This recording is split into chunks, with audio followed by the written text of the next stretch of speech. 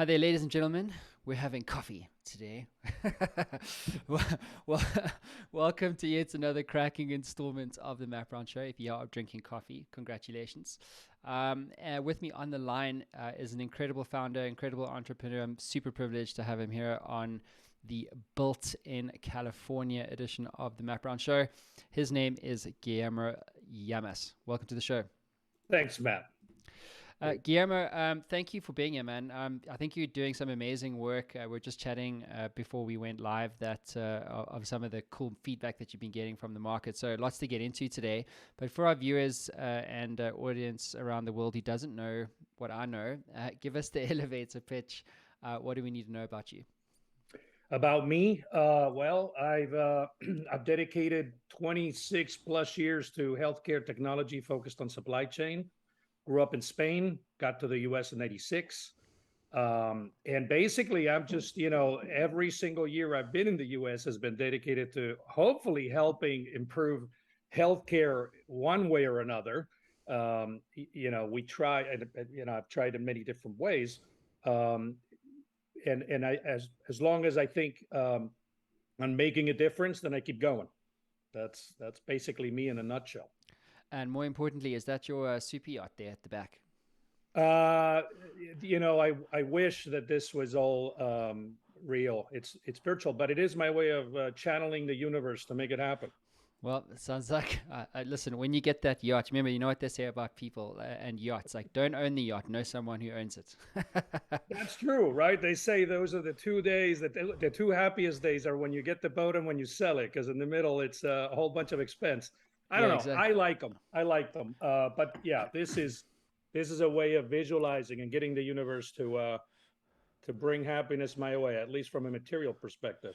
Yeah, so I actually worked on super yachts when I was much younger, about 15 years ago. So I got my captain's license actually for super yachts. So technically, when you get your yacht, Then I I can mean, call you. as long as it's not bigger than 200 gross tons, then you're good. Wow. All right. I know, right? I Okay. know, but it's an incredible experience, though. CP yachts, like it's amazing.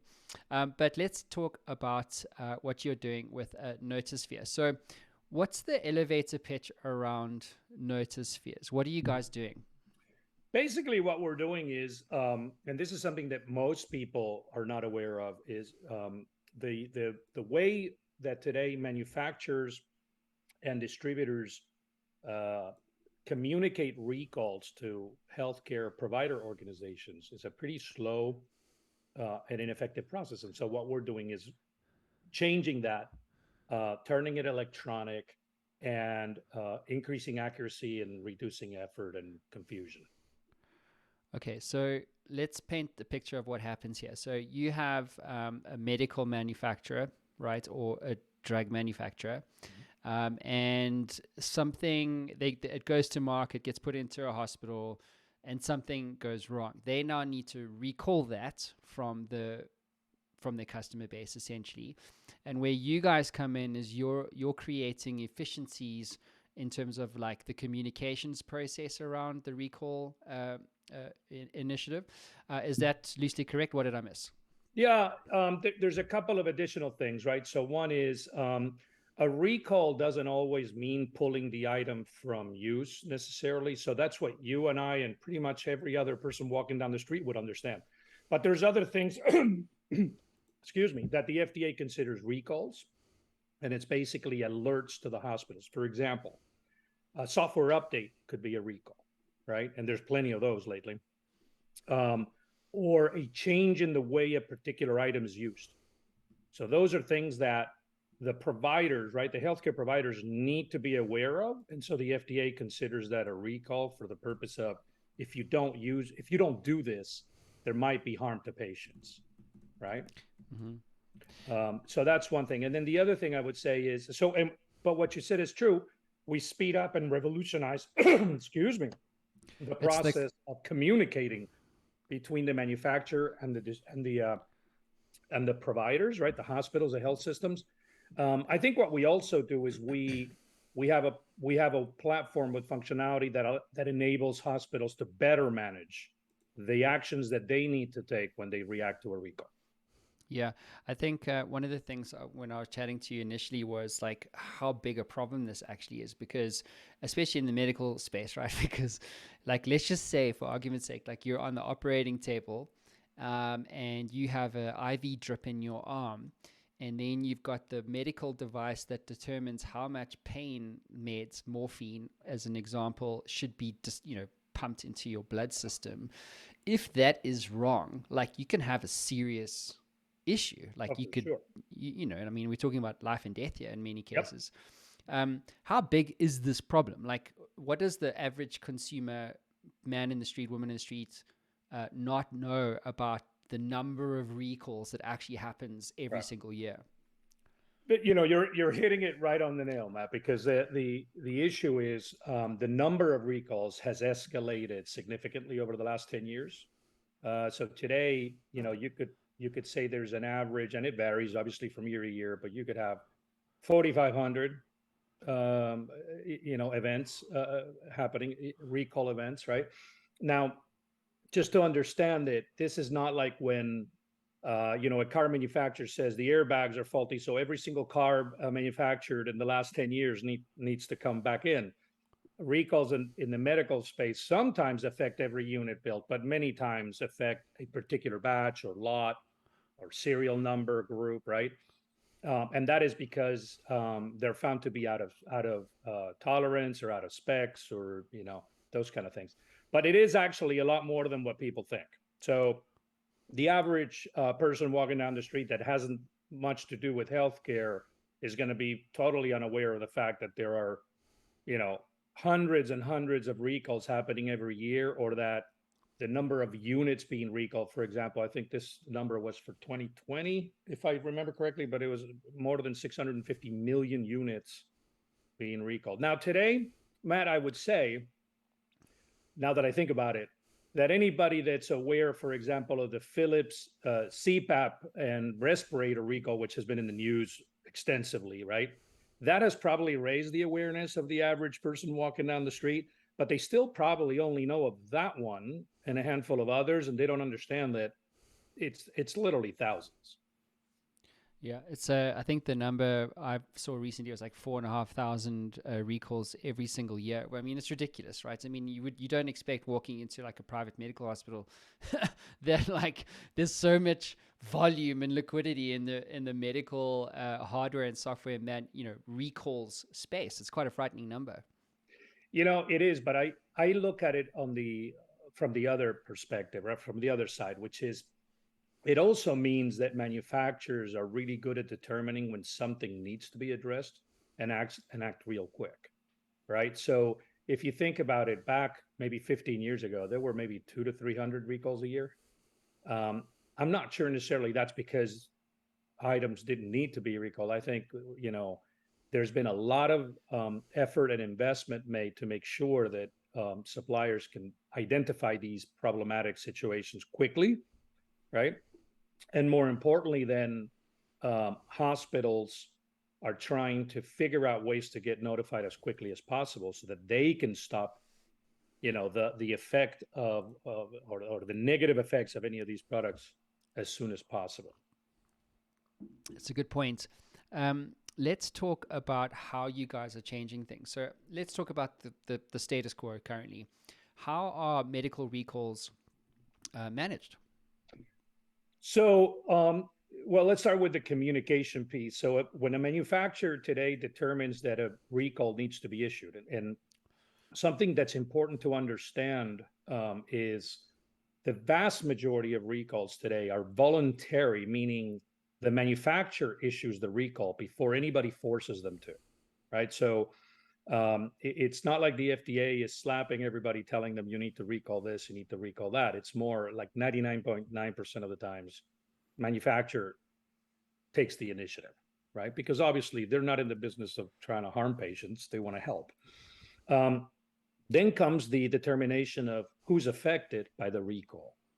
And that's where the FDA also gets involved, right? The manufacturer needs to file a communication plan with the FDA and explain how they determined who's affected, who received affected product, and how they're going to get notified.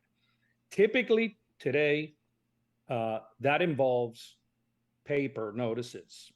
And I know that, when I tell folks that are not in healthcare that that's the way this gets communicated, they look at you like they're wondering, have you had one too many to drink? Are you just making this up? But the fact of the matter is that's the official channel for most recalls today is paper. And here's where things get a little tricky. So the paper goes to a multitude of locations to a specific hospital. So you and I might think about a healthcare organization like, say, Cedars-Sinai Medical Center. But that organization receives supplies in a multitude of locations.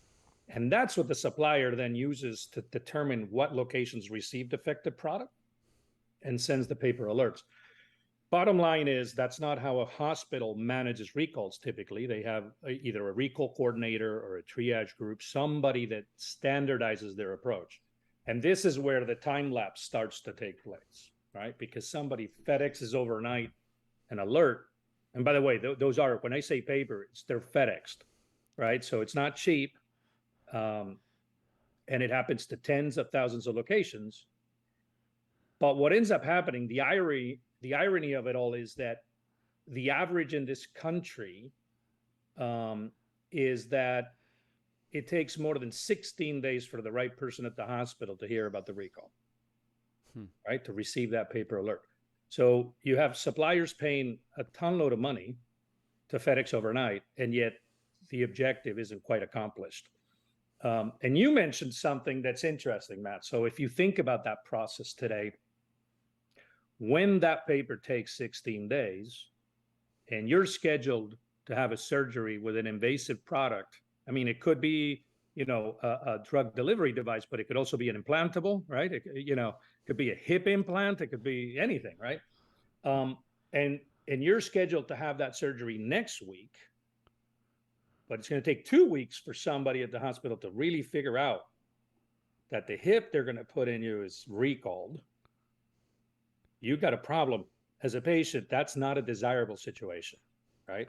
Obviously, as a provider, healthcare organization that's not desirable either, obviously. But as a patient, if you knew this was possible for it to happen, pretty sure none of us would be sitting there feeling comfortable, right? We'd be nervous. Yeah, absolutely. But the fact of the matter is, like, FedExing 10,000 documents to go, hey, there's a problem with your device is kind of like, Web 1. You know what I mean? Like, Yep. it's like even before Web 1, and we're already kind of entering this Web 3 conversation, So I think it's so interesting. I mean, it's even in the financial services space in America. Like, I think actually in many respects, South Africa has a more advanced payments ecosystem specifically because of the constraints there. Like, we can send money between banks, no problem, EFT, like Apple Pay, QR codes, USSD, like, and a lot of that stuff you don't get here. Like, people, like in America, a lot of people don't even know what USSD means. Meanwhile, we've got, hundreds of millions of people using USSD every single day.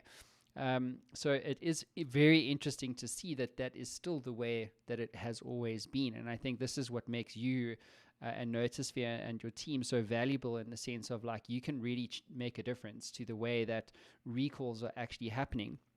To your point, though, this isn't just about, like, life and death, right? So it's not always the case. What are some of the recall types? So you get different classes, for instance. Yep. What do you facilitate, like, all types of classes, or Yep. is it just like the main, No. life or death stuff? You got to think about Notisphere really as a communications platform, right? So it's not just about, hey, you need to pull something from the shelf, right? It's there's a lot of different situations or instances in which a supplier needs to communicate with a provider. It could be, so think about, I'll just use a couple of examples. One would be the suppliers start seeing that there's events with a particular product, but they determine it's because it's being used incorrectly. So there's nothing wrong with the product, right? But it might be user error. They might issue more clear instructions for use, what's called an IFU. In other cases, they just, they could determine the original IFUs were wrong, right? This happens. So they are trying to then tell people, listen, in order to not harm a patient or not have undesirable outcomes, here's what you need to do. That's just as important as telling somebody pull the item from the shelf, right? So you have, you know, you asked about different types. So you have obviously what's a removal. That's basically stop using the item, take it off the shelf, don't touch anybody with it. Then you have corrections. It could be a software update. It could be use it differently, right?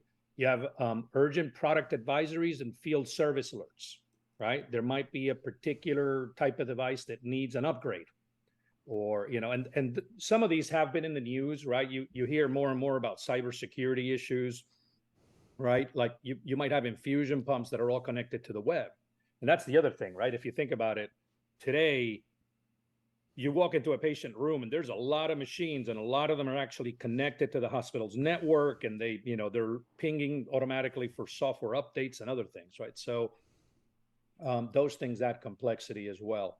But Notisphere basically in its heart, it's a communications platform.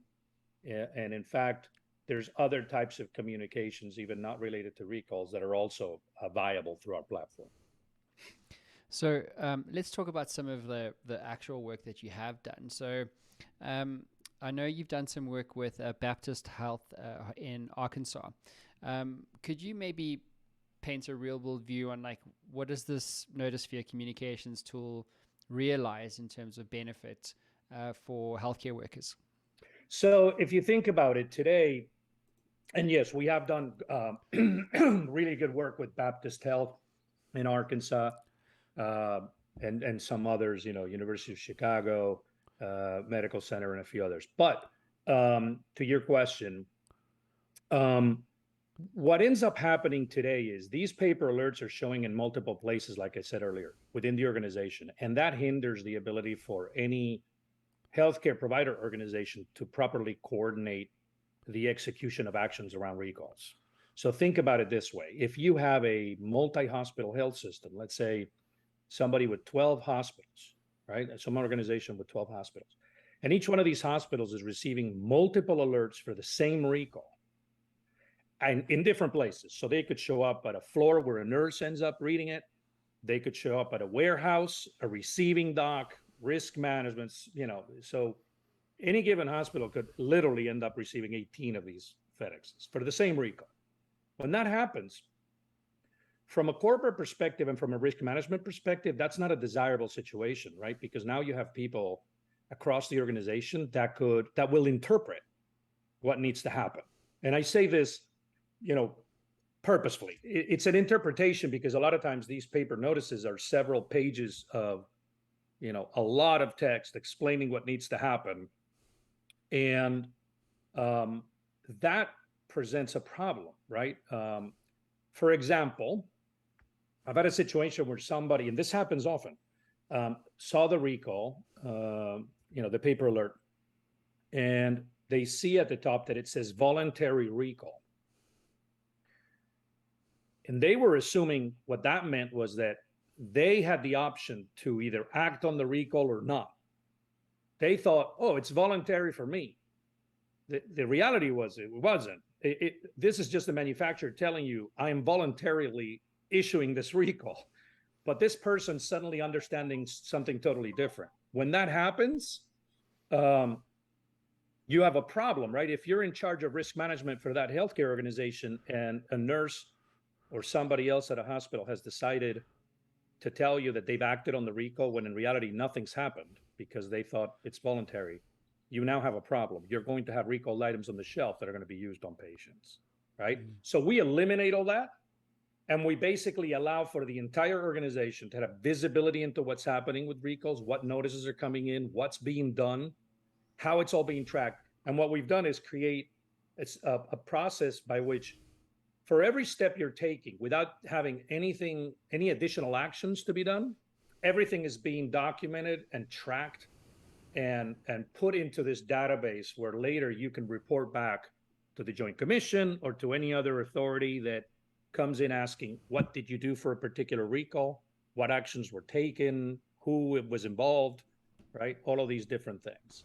And I would say, lastly, that means Matt, and this has been verified with providers using Notisphere, we will typically end up reducing the amount of work that's done in checking inventory locations and all this stuff by a magnitude of 5x. So 80% of the work goes away. It's really interesting that, because I didn't realize this, but JACO, the Joint Commissions, what my understanding is, and this is, feel free to paint a picture here, is that going back to the hospital that I mentioned up front, the Baptist Health Hospital in Arkansas, like, so this Joint Commission, right? So what my understanding is that they go to these hospitals and then they're like, cool, so talk to me about your recall process. And what they're doing is they're looking at all sorts of things around the hospital and its operations. But in the recall space, specifically as an example, they're looking to score the effectiveness of the hospital in terms of its ability to manage the recall process. So they, if you get a 1 out of 10, for instance, or a 1 out of 5, it's not as it can actually be harmful to the reputational score of that hospital. So what's the what has the feedback been from the Joint Commissions, as an example, specifically as it relates to the enablement of let's just say a future fit recall process for a hospital? What is the kind of regulatory feedback been on the outcome? And I will. So this one, I'll before I say this, I'll clarify by saying, obviously, I'm basing my comments on the experience that we've had, that I've heard directly from our provider users, right? So this is not the Joint Commission at any point making a statement on Notosphere itself, but rather visiting one of our provider user organizations and requesting information around their processes and procedures around recalls, and then seeing how it was all documented through Notosphere, and and it was actually great. The feedback was incredibly positive. They said they were pretty impressed with how clean and smooth, and clear the whole process was, and how easy it was to follow. So much so that we ended up doing a case study with Baptist Health Arkansas, right? So that made me very happy, because obviously when the Joint Commission, and the Joint Commission obviously looks at a bazillion things, right? But they have been asking more, and they have been focusing more on recalls, probably because they've become pervasive, right? They've grown so much in number and scope that it now becomes one of those things where you just need to look at. And I would say anybody that today has a process that's either based on keeping records on paper binders, or sometimes having to look in emails to see who did what or whatever, they probably would want to consider a platform that goes a little further than that. So, Guillermo, please could you spend a minute or two just for our audience, painting a picture of how hard has this problem been to actually solve? Because I know you guys have raised over $6 million in funding, so clearly, what you're doing is of value. But from an entrepreneurial perspective, how hard has this actually been? Yeah, I think if it wasn't hard, it would have been, this would have been solved decades ago, Matt. So obviously, I think there's no great opportunity to make a difference unless there is sacrifice and hard work, right? Anything that's easy has already been done, or at some point somebody took a stab at it. For us, I think the key is, if you think about it, we need to bring both manufacturers and distributors and providers to the table, right?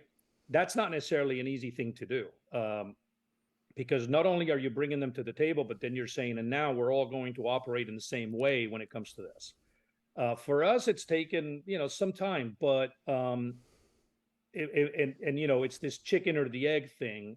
More importantly, I think what the challenge has been is changing the mindset of folks that have been doing things in the same way for 40 plus years, right?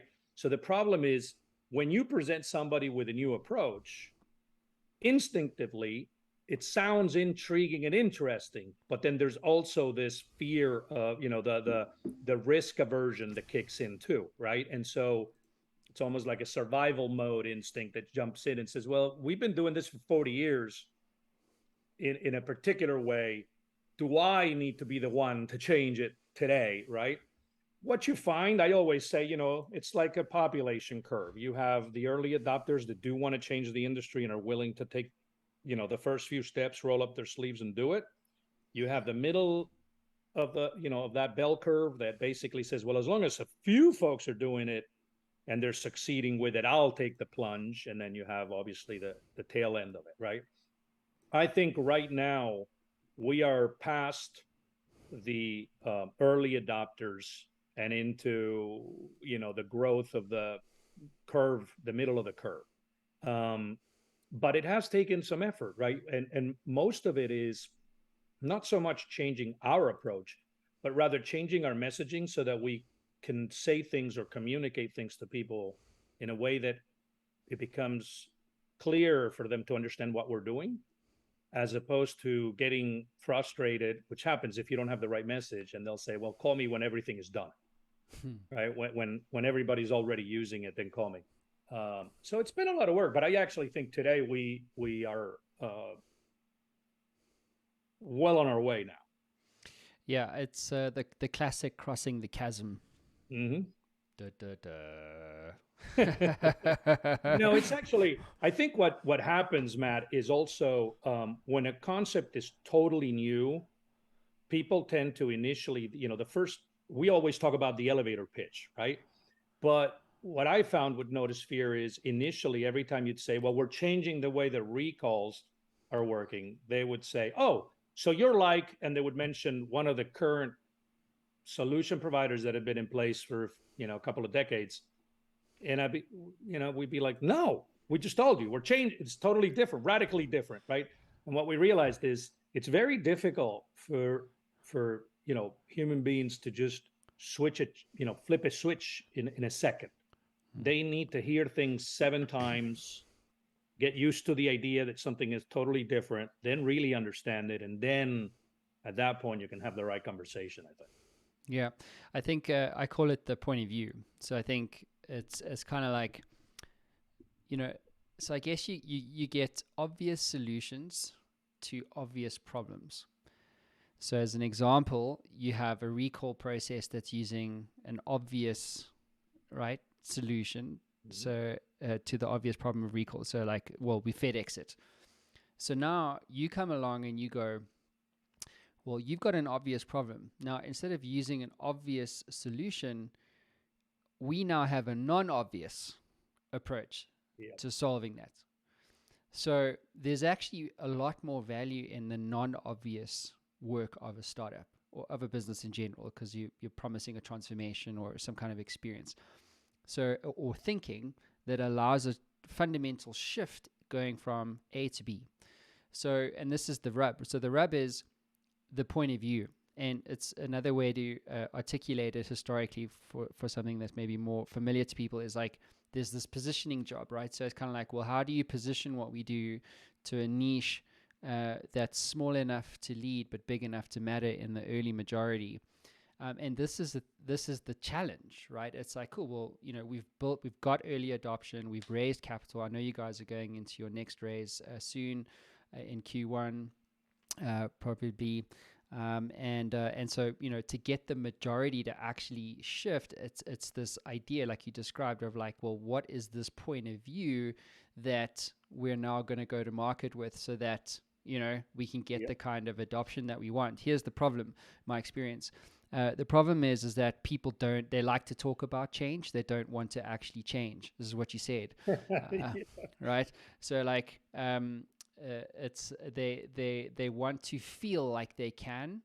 It's like, I can get a 6-pack, right? But I'm not actually gonna get. I'm not actually gonna get there. So you sound like a fitness program, right?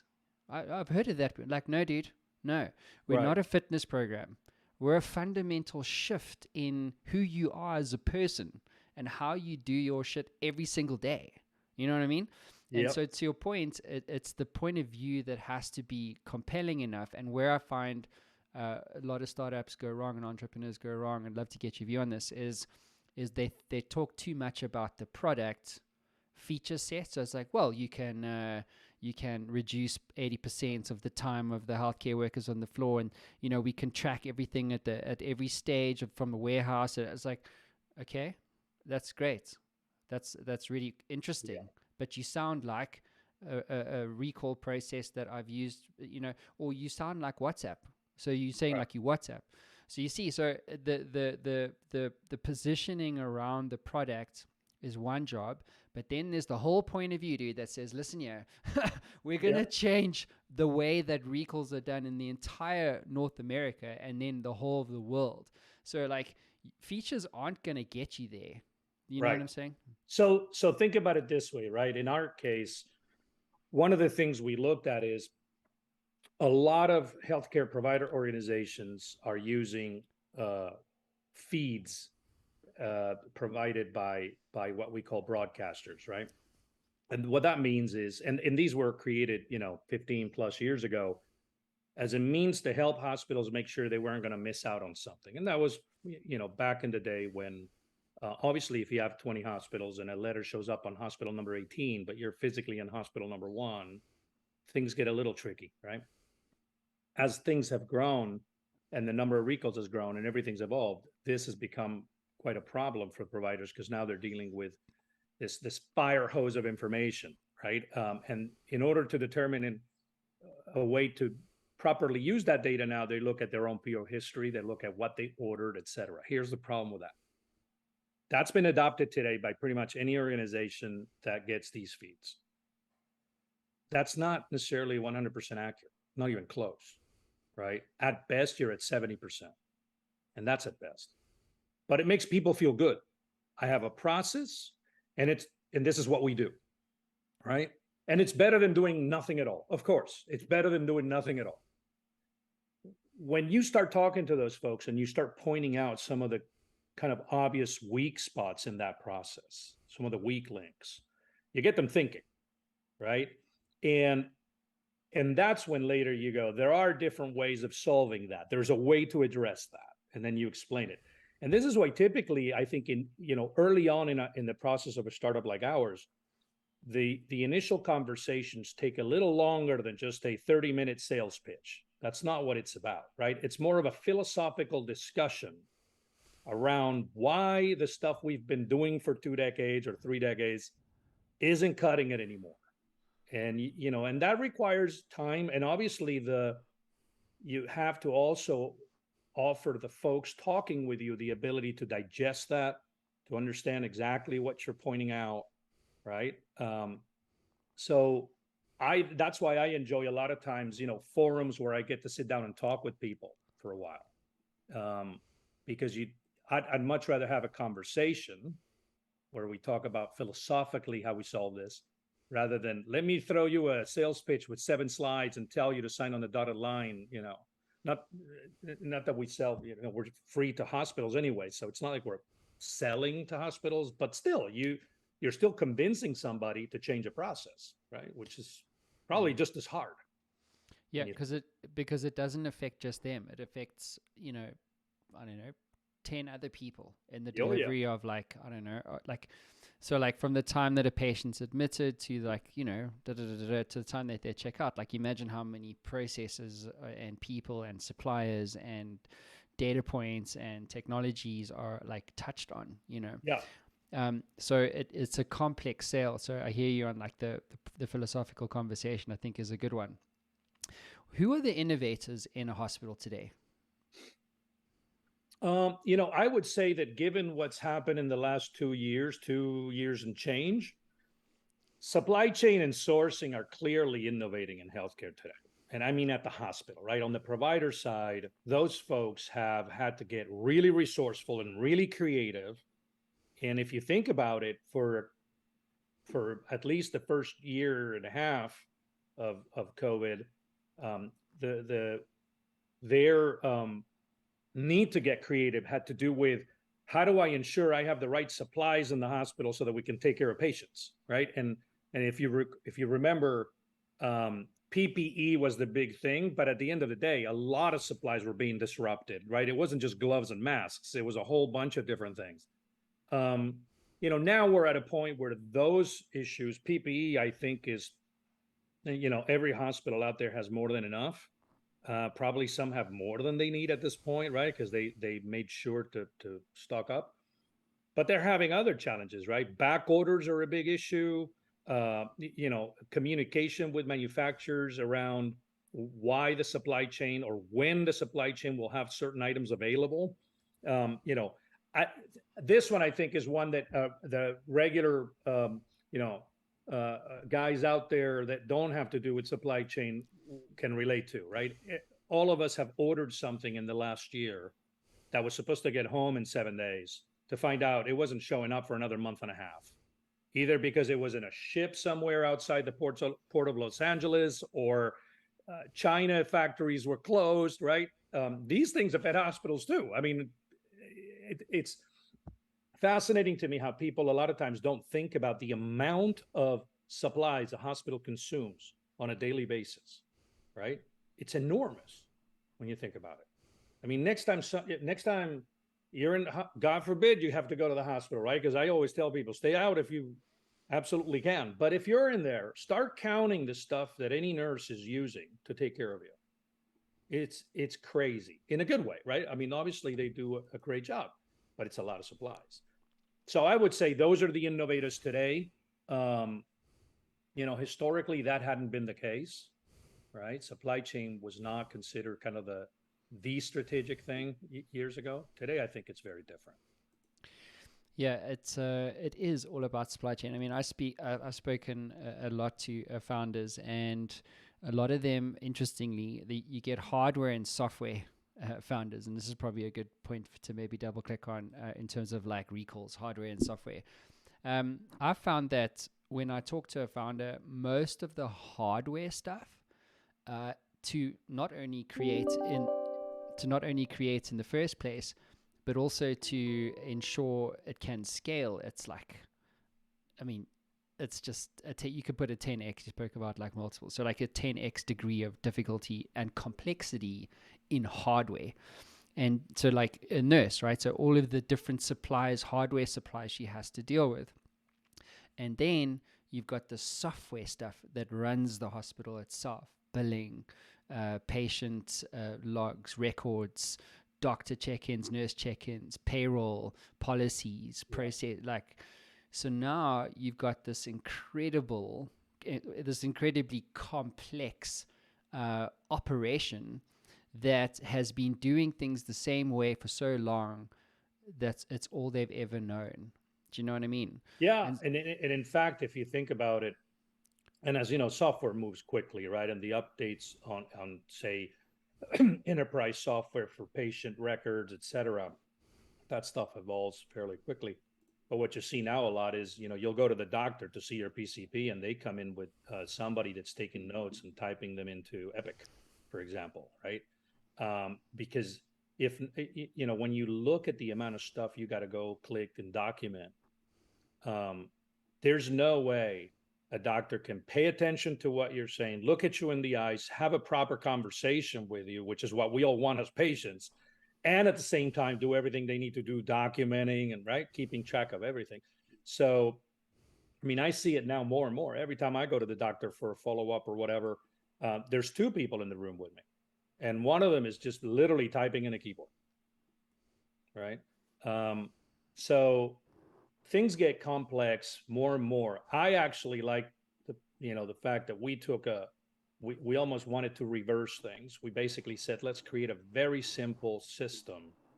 Simple doesn't mean non-effective, and simple doesn't mean that it doesn't provide an enormous amount of value. Simple means you don't need a week to learn it. You don't need more than 30 minutes to learn how this works. It's very intuitive, and you can be off to the races, because the idea is folks already have enough, right? Like, if there's somebody that's definitely going to have the, 80% of the raffle tickets to be burnt out, is supply chain folks today, given everything that's happened. So the last thing they need is somebody like me showing up saying, I got a great solution for you, but it's going to take you 2 weeks to learn, and then you're going to have to, do God knows what. We've created something that's incredibly easy, and we're always asking ourselves, can we actually even make it simpler? Can we make it less clicks? Can we, you know, um, we've now gotten to the point where we're rolling out self-use training videos that last 30 minutes, and with that, folks can onboard themselves, right? Which is a good sign that your platform's easy, right? Yeah.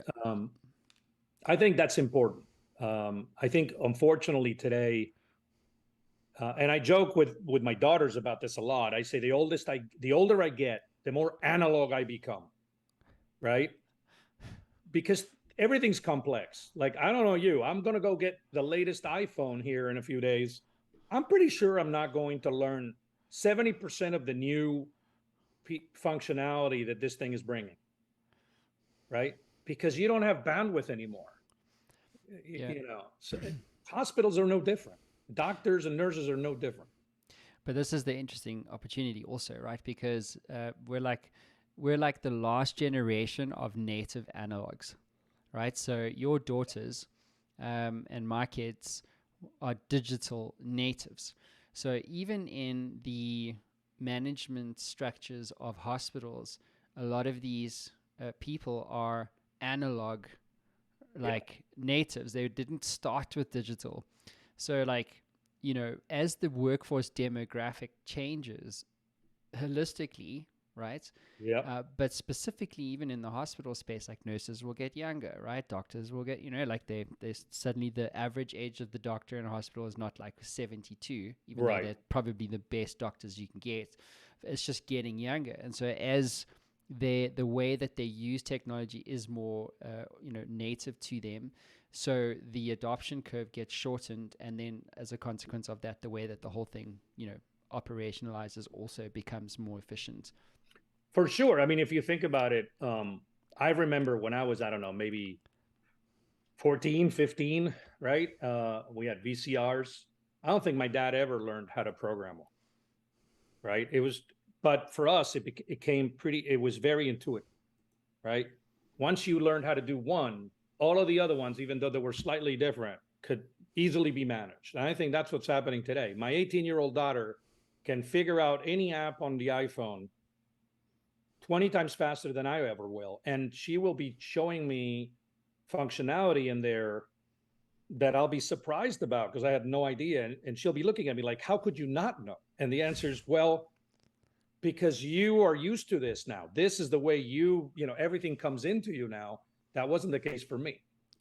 So you're right. I mean, I'm hoping what it really means is not so much that humans are always trying to catch up with evolution of software and tools, but rather than that eventually things even out and that humans are able to keep up with it, right? Especially in healthcare. Guillermo, you spoke about philosophical conversations earlier. Like, what's your hope here? I mean, what does the vision look like for Notosphere? What kind of, real world change are you hoping to deliver? I actually, for me, the goal has always been avoiding or helping the industry avoid affecting patients when there's an opportunity for it. In other words, if a device fails, but there is no known recall or it's the first time it fails, we can do very little at that point to help that particular patient, right? I mean, that is he or she becomes kind of the warning signal or the first beacon, right? But at one point or another, if there are enough beacons, then there is a recall. And we should at that point be able to have a system that says, going forward from this moment on, not a single patient will be affected by this. Today, that is not the case, right? But we do, as a society, have the means to actually accomplish that.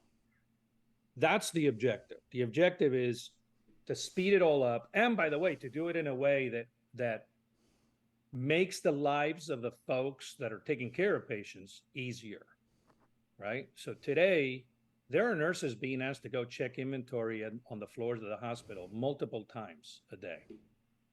If you're a nurse and you went to nursing school, you didn't go to nursing school in the hopes that you'd be checking inventory.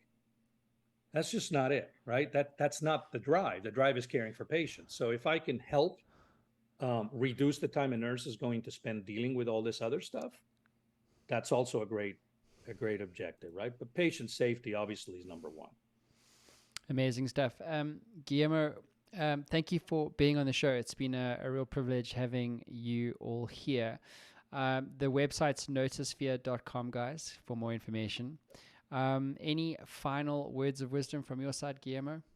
The only thing I would say is anybody listening that does deal with recalls or in any way, shape, or form at a healthcare provider organization, and it doesn't matter how small or big they are. So it could be a clinic, a doctor's office, or a hospital or a health system.